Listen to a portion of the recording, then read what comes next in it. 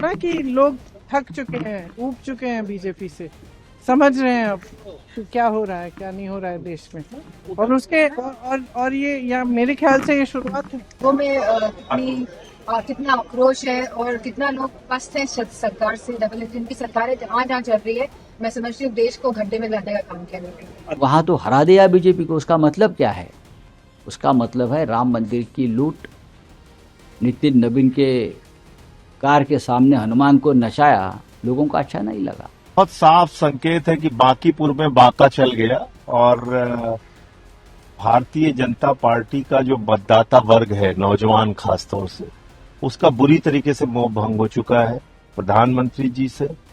लोग ऊब चुके हैं बीजेपी से, ये तो बस शुरुआत है। ये बयान प्रियंका गांधी का है, बीजेपी की सबसे मजबूत सीटों में से एक, जिसे 1995 से लगातार बीजेपी फतेह करती रही। बीजेपी के अध्यक्ष नितिन नवीन की वो सीट जो उनके इस्तीफे के बाद खाली हुई थी। ये कुछ ऐसा जैसे बीजेपी के सबसे मजबूत किले में प्रशांत किशोर ने घुसपैठ कर दी हो। बिहार की बांकीपुर सीट जीतकर जन स्वराज पार्टी के संस्थापक प्रशांत किशोर ने इतिहास रच दिया है। बीजेपी के नीरज कुमार सिन्हा को सियासी मात ही नहीं दी, बल्कि नीतीश कुमार और लालू प्रसाद यादव को बांकीपुर में करारी हार का सामना करना पड़ा। इतना ही नहीं, नीतीश और लालू दोनों की बांकीपुर सीट पर निर्दलीय उम्मीदवार के तौर पर जो उतरे थे, लेकिन दोनों ही उम्मीदवारों को प्रशांत किशोर से हार का सामना ही नहीं करना पड़ा, बल्कि जमानत भी जब्त हो गई है।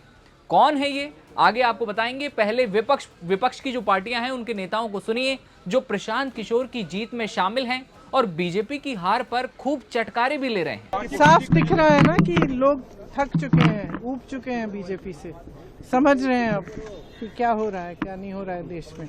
और उसके और ये या मेरे ख्याल से ये शुरुआत है। क्या ये रिफ्लेक्शन है मैम? उत्तर प्रदेश में इसका क्या असर होगा? उत्तर प्रदेश में वो इसका क्या आगे देखेंगे क्या होगा। लेकर आवाज उठाएंगे। State like Bihar and Madhya Pradesh, yes, दोनों स्टेट बीजेपी ने लूज किया है। तो इससे साफ दिख रहा है ना कि लोग थक चुके हैं, ऊब चुके हैं बीजेपी से, समझ रहे हैं अब कि क्या हो रहा है क्या नहीं हो रहा है देश में। और उसके और ये या मेरे ख्याल से ये शुरुआत है। क्या ये रिफ्लेक्शन है मैम? उत्तर प्रदेश में इसका क्या असर होगा? उत्तर प्रदेश में वो इसका क्या आगे देखेंगे क्या होगा। रिजल्ट आया है, उसको किस तरह से आप लोग देख रहे हैं और क्या ये यूपी के लिए एक तरह से वो होगा आने वाले समय में?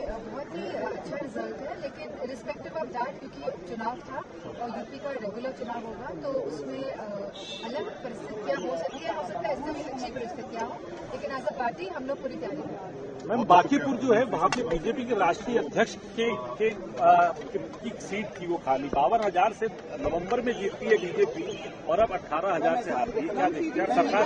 ये तो मैं समझती हूँ दर्शाता है कि लोगों में कितना आक्रोश है और कितना लोग पस्त हैं सरकार से। डबल इंजन की सरकार है, जहाँ जहाँ चल रही है, मैं समझती हूँ देश को गड्ढे में लाने का काम किया गया। और हम देख ले कानपुर में क्या हाल है, जो सड़क बनी थी, एक्सप्रेस वे जो बना है, उस पर कितने गड्ढे हो गए, कैसे पानी बह रहा है। तो मैं समझती हूँ कहीं ना कहीं ये सरकार पूरी तरह भ्रष्टाचार में लिप्त हो गई है। अंदर भी हिसाब इसी चीज का लेंगे क्या आप? चढ़ावे का सब चीजें हम चाहते हैं कि डिस्कशन हो सब चीजों पे। बाईपोल के रिजल्ट आए हैं तो उसका ऊपर नरेंद्र मोदी जी की क्या रिएक्शन है देखनी पड़ेगी ना। ये जो मैंडेट है वो बीजेपी के खिलाफ है। मोदी जी की लोकप्रियता ध्वस्त हो गई है, लोग अब मानने को तैयार नहीं है। मोदी जी की बात, बीजेपी की बात, उनके मन की बात सब झूठे वादे हैं। अगर राष्ट्रीय अध्यक्ष वहाँ से भारतीय जनता पार्टी के बन गए हैं, नितिन नवीन उनकी जगह है, तो लोग खुश होने चाहिए थे। तो हमारा विधायक बीजेपी का राष्ट्रीय अध्यक्ष बन गया, ज़्यादा वोटों से बीजेपी को जिताना चाहिए था, लेकिन वहाँ तो हरा दिया बीजेपी को। उसका मतलब क्या है? उसका मतलब है राम मंदिर की लूट, नितिन नवीन के कार के सामने हनुमान को नचाया, लोगों को अच्छा नहीं लगा। जिस तरह से जंतर मंतर के युवाओं के ऊपर जो आंदोलन कर रहे थे उनके ऊपर गोलियां चलाई, पैलेट गन्स, लोगों को अच्छा नहीं लगा। अब लोग आपको सबक सिखाएंगे। जिस तरह से बिहार के मुख्यमंत्री पद पर एक ऐसे व्यक्ति को बिठाया जो ठीक से लिख और पढ़ नहीं सकते, जिसके ऊपर अपराध के इतने मुकदमे चल रहे हैं, तो आपका अहंकार है नहीं, हम किसी को भी बिठा सकते हैं मुख्यमंत्री पद पर। तो जनता ने पनिशमेंट दी है।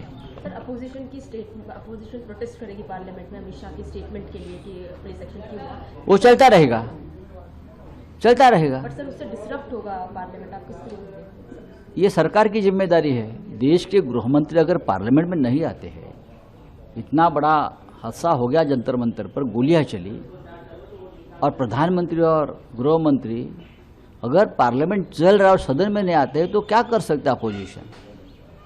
लोकतंत्र है, हमारे पास यही हथियार है, चलाओ गोलियां हम पर।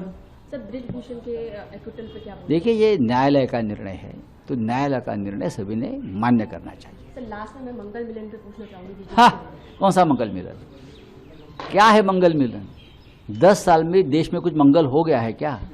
ये अपने लोग जमा करते हैं, मंगल मिलन, शुभ मिलन, ये मिलन, वो मिलन। जनता और उसमें मंगल मिलन का रिश्ता टूट गया है।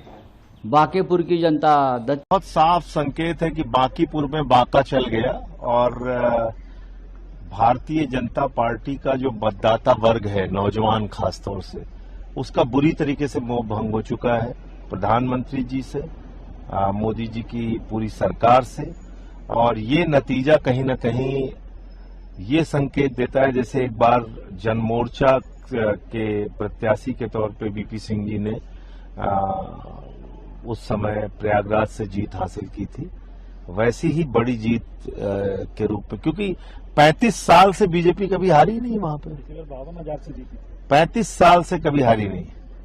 तो जब 415 सीट थी कांग्रेस पार्टी की, उस वक्त बीपी सिंह जी बाई इलेक्शन जीते थे, और उसके बाद पूरे देश में एक मैसेज गया था। तो ये जो खासतौर से बांकीपुर की सीट का जो परिणाम आया है, निश्चित रूप से ये इस बात का संकेत है कि नौजवान का बुरी तरीके से मोह भंग हुआ है, और जेनजी ने पहला सबक मोदी जी को बांकीपुर में सिखाया है, उनके वोट पर बांका चला के।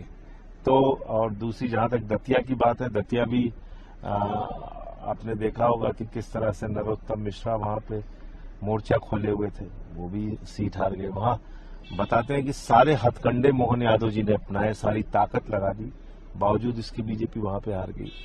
तो ये दोनों परिणाम इस बात के संकेत है कि बीजेपी से लोगों का मोह भंग हो रहा है। सदन नहीं चल रहा है सर, क्या कहें? नहीं, देखिए, गृह मंत्री को आके सदन में बोलना तो चाहिए।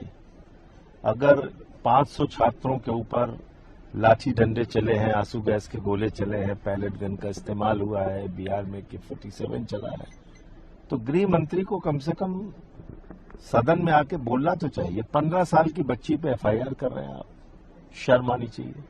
विपक्षी नेताओं को तो आपने खूब सुना। कभी चुनाव जिताने वाले प्रशांत किशोर ने अब अपनी खुद की जीत का पहला स्वाद चख लिया है, और पूरा विपक्ष आज उनकी खुशी में शामिल है। अब आपको बताते हैं कौन है नीतीश कुमार और लालू, जिनकी इस चुनाव में जमानत जब्त हो चुकी है।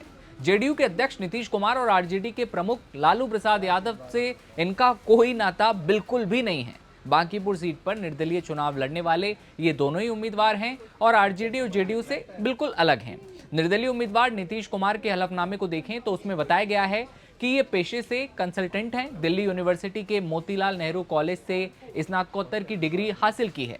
इधर लालू प्रसाद यादव हैं जो 47 साल के हैं और पेशे से एक किसान हैं। उन्हें चुनाव लड़ने का शौक है और 12वीं तक इन्होंने पढ़ाई की है, और कुल 40 लाख के करीब इनकी संपत्ति जो है बताई जाती है। तो ये है लालू और नीतीश। विपक्षी पार्टियों को आपने सुना, प्रियंका गांधी को सुना, डिंपल यादव को आपने सुना। उनके बयानों को लेकर आप क्या सोचते हैं ये कमेंट में बताइए, और देखते रहिए आप नवभारत टाइम्स। नमस्ते।